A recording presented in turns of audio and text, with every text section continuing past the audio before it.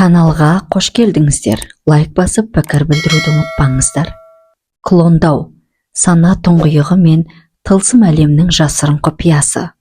Бүгінгі таңда ғалам бізге клондау туралы жаңа, үрейлі әрі таңғажайып ақпараттардың шетін шығаруда.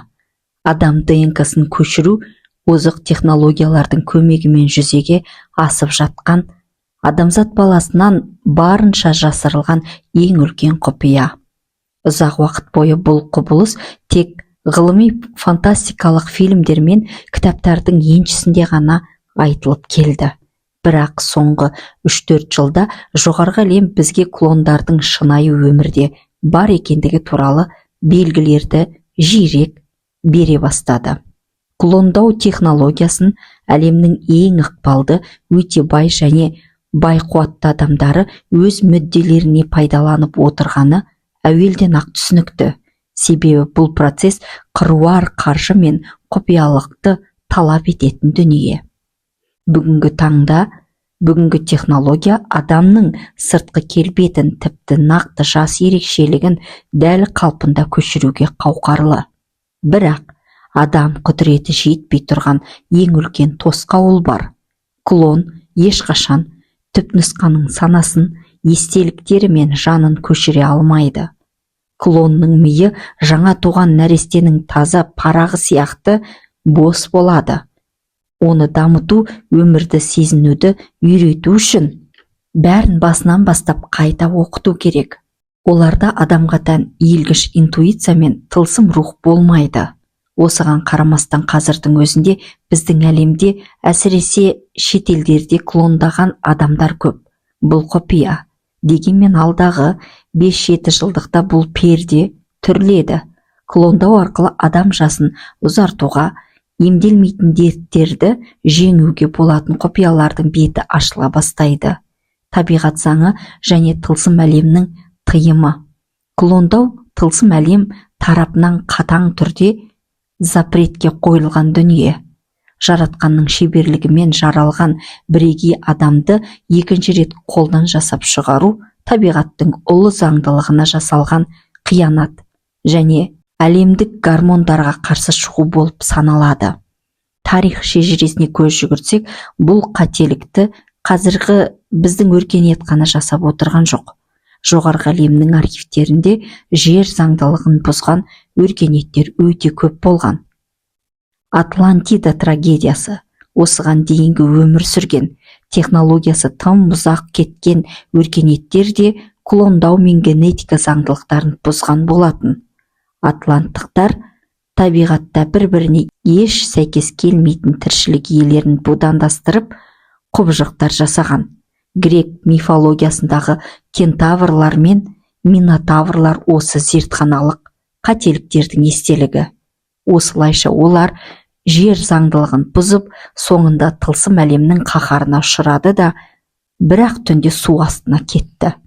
Нұх пайғамбар заманы. Топан судың қаптауы да жер бетіндегі тіршіліктің табиғи кодын бұзып, генетикалық мутациялар мен тәкаппарлықтың шегінен шыққан өркениетті тазарту үшін келген еді. Бүгін адамзатта дәл сондай қауіпті жиіліктің үстінде тұр. Лабораториялардың тасасында құпия жағдайда клондау процестері үздіксіз жүріп жатыр.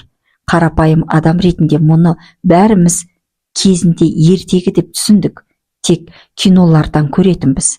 Алайда тәннің көшірмесін жасағаны мен жанның көшірмесін жасау ешбір пенденің қолынан келмек емес. Тылсым әлемнің заңын аттап өткісі келген өркениеттердің тағдыры әрқашан жойылумен аяқталған. Адамзат баласы бұл құпияны аша отырып, өзіне мәңгілік өмір сыйлады ма?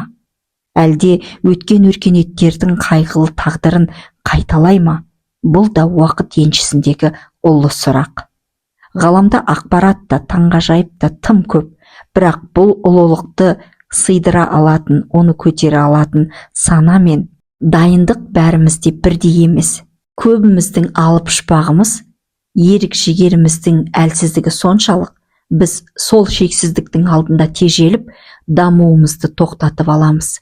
Себебі үлкен ақпарат үлкен жауапкершілікті талап етеді. жер бетінде бүкіл қасиет көздері ашылған, чакралары оянып, тылсым әлемнің бүкіл қуатын бойына сіңірген жандар бар. Олар ғаламның сырын біліп тұрса да, сол білген өмірді қолдана алмай, өзгеге түсіндіре алмай, тіпті өздері де соңына дейін ұғына алмай шарасыз күй кешуде. Бұған себеп келте ойлау мен рухани кемелдіктің, яғни даналықтың жетіспеуі. Ойлап қараңызшы, сіздің қолыңыздағы бүкіл армандарыңызды орындай алатын, өзіңізді де өзгерте алатын қасиетті ұлы күш берілді. Бірақ сіз оны күнделікті тіршіліктің төмен ойларына, ұсақ түйек әңгімелер мен өткінші дүниелерге ғана пайдаланып жүрсіз. Бұл мұхиттың суын құмға құйғанмен тепе-тең. Адамға ең бірінші даналық пен шыдамдылық, яғни әліптің артын бағу қасиеті жетіспейді. Біз бойымыздағы қуатты қайда жұмсарымызды білмей, алып ұшып, анаған бір, мынаған бір жүгіреміз. Бойымыздағы лаулаған отты айналаны жылытуға емес, жан-жақты өртеп, күл етуге жұмсап жүрміз. Ең соңында өзімізге нақты не керек екенін білмей адасып қаламыз. Адамның рухани эволюциясындағы ең бірінші маңызды қадам өз-өзіне маған нақты не керек деген сұрақты қоя білу. Ғаламның алдына барып бәрін сұрау ашкөздік. Нақты не керегін білу кемелдік. Адам өз ішінің, өз жанының не қалайтынын естуі тиіс, және соны ғана жасау керек. Сырттағы мың адамның шуы мен көптің сөзі сенің кім екеніңді анықтай алмайды. Ең маңыздысы өз сөзіңнің өзің үшін бағалы әрі құнды болуы. Егер сен өз ішкі даусыңа сенбесең, ғаламның бүкіл құпиясы алдыңда ашылып тұрса да, сен бәрібір соқыр күйіңде қаласың. Сондықтан сыртқы әлемнің хаосына алаңдамай, ішкі тыныштыққа үңілу керек. Жан қалауын тауып, өз сөзіне адал болған адам ғана бойындағы тылсым чакралар мен ұлы қуатты дұрыс бағытқа бұра алады. Өзіңді тапқаның, әлемді тапқаның. Ең ұлы тірек тән саулығы.